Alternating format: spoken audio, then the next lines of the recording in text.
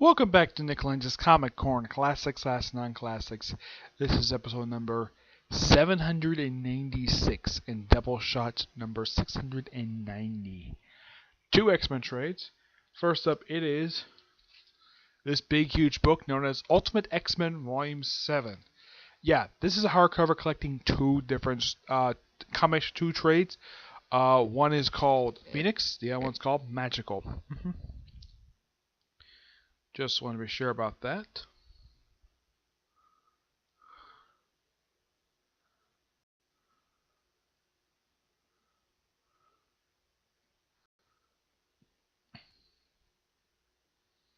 Yeah, it's Phoenix and Magical. Yeah, it's basically 14 and 15. That is what this one is a combination of. And there's a few different stories in here. With the issues introduced in here, we have the introduction to Leandra and the Shi'ar. The Shi'ar in this continuity are not aliens. Nope. The Shi'ar are basically a human cult who worship the Phoenix.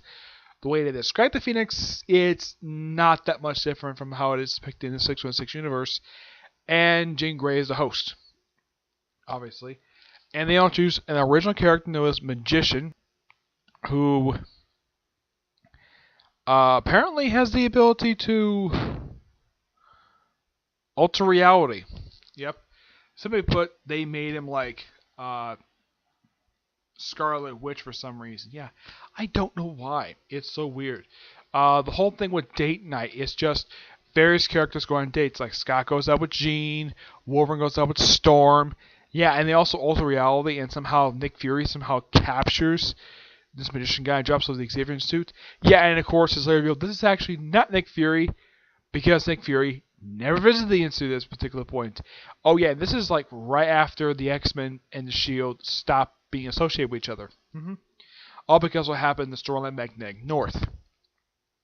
Yeah, and of course the brothers showed up and, well, they attacked the Academy of Tomorrow, which was Emma Frost's school. Yeah, then we have, of course, Phoenix. Oh, and Leandra is human, and she's raven-haired. And when she's first introduced, she's on a date with Charles Xavier, which, okay, that I'm not surprised with, because in the regular universe, these two, in fact, dated. Though though she does have the same hair color, the hair is not as wild as it's depicted in the regular 616 universe, and she's not depicted as a bird. Yeah. There's also apparently seeing Sabretooth alive. Yeah, that turns out to be a whole illusion. And when, of course, Nick Fury shows up, yeah. And the way he's written to be a lot more nicer than he was when Brian K. Vaughan wrote him. Yeah, when Brian K. Vaughan and Brian Michael Bendis wrote Nick Fury, they wrote him to be a complete jerk. Here, he's much more reasonable. It's like, oh yeah, who's the writer of these issues? Why, the creator of The Walking Dead himself, Robert Kirkman. This is actually one of two titles he worked on for Marvel I can think of. The other was Destroy miniseries, which featured the original Destroyer. I remember his name. He was one from the Golden Age of comics. He popped up for an arc for the Spider-Man cartoon series. Yep. Oh yeah, and they also have Kitty Pryde with Spider-Man, because this was, of course, during a period of time when Spider-Man and Kitty Pryde were dating. Yeah, this didn't last too long. This lasted very briefly. Yeah, they broke up like right after the 100th issue of Ultimate Spider-Man. As for why in the world they decided to have these two hook up, I have no idea. It was between one of the times between Peter and Mary Jane dating. Yep.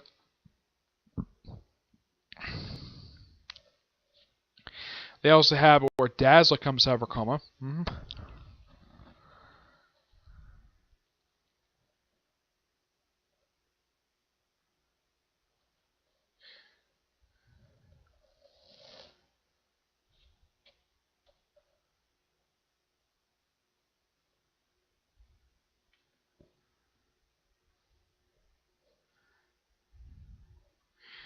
Yep. And also they have it where Iceman and Rogue become a couple. Yeah, my personal guess is the reason why Robert Kirkman did this is because in the X-Men films at this point, Rogue and Iceman were a couple. Yeah, because also in the films, Rogue never met Gambit because Bryan Singer didn't care to introduce him. Because the first time we see Gambit is not until X-Men Wolverine played by Tara Kitchen. Yep. The annual itself is just basically about Rogue controlling her powers, and a backup story explaining why Charles Xavier's cat's called Mystique, because she's named after the actual Mystique, who does exist in the Ultimate Universe. Great set of stories, and I only got 2 more trades. I ordered the next 2 volumes that collect Ultimate X-Men up until Ultimatum, so I'll be able to pretty much review the entire series in trade. Though there's also Ultimate Comics series, I probably will review that at some point, but I'll stick with this right now. I'll give this one 9.5 out of 10. This book only contains, forgot to mention this, 6674. Yeah, it's a combination of like 3 story arcs and number 2. Yeah, the story arcs that this trade collects are the following. They are Date Night, which is a 3-parter, Phoenix, another 3-parter, Magical, 3-parter, Breaking Point, which is basically the X-Men annual. Yep, so 3 arcs, which are 3-parters. I got hands to Kirkman. Not a bad way to start off his run. 9.5 out of 10. I found these issues to be pretty enjoyable, to say the least.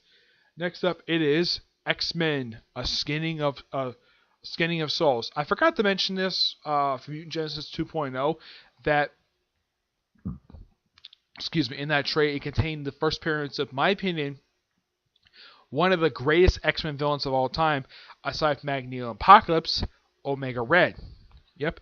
This one didn't choose any villain. This one, by the way, this trade contained issues 17 and 24 X-Men Volume 2, along with X-Men Survival Guide to the Mansion, which is a one-shot just show the mansion, and material from the X-Men Swimsuit Special.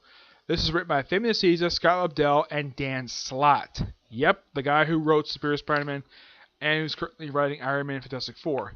The artwork in here is done by Andy Kubert, Brandon Pearson, Richard Bennett, Elliot R. Brown, Chris Ranikoski, Harry Flint, Steve Alex Randolph, and Derek Robertson.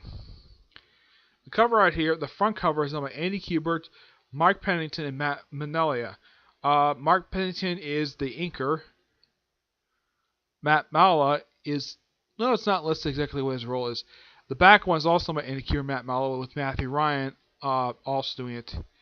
Yeah, Matthew Ryan... Can't find him on here.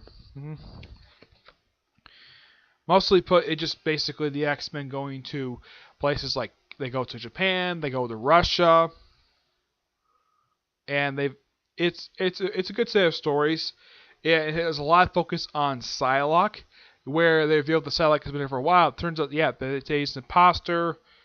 Yeah, and there's also this brief thing of Psylocke trying to seduce Cyclops. Yeah, this kind of goes someplace, but after a little while, nope, it goes nowhere. Plus, you gotta love the 90s style artwork when it comes to X-Men. Yeah, that's one thing you gotta praise about X-Men this period of time. They did have fantastic artists working on this book and the Kenny X-Men.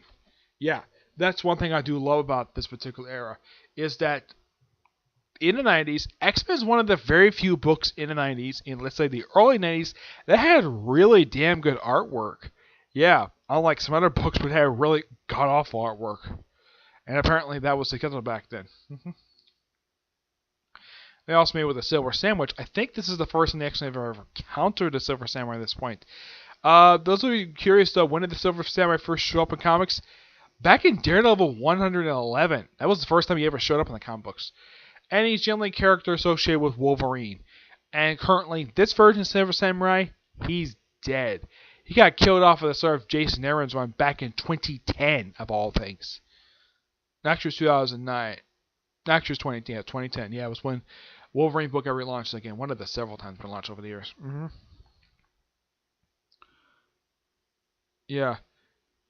This is also when Rogue and Gamma started to get together. But this is by far a really fantastic set of issues. I'm going to give this book a 9.5 out of 10. Those of you curious for the normal swimsuit issue, it's just the various X-Men characters in swimsuits. Yeah, not much else to say, but those are really good. I'm currently out of trades review right now. Well, I still have more trades to read my backpack, but Yeah, expect more reviews probably tomorrow, to say the least. Yes, tomorrow. Probably may have like a review or two tomorrow, but mostly tomorrow I might be just reviewing just the Death Note movie. Okay, but this is officially the last video I'm going to do today. All right, but until I see you next video, bye.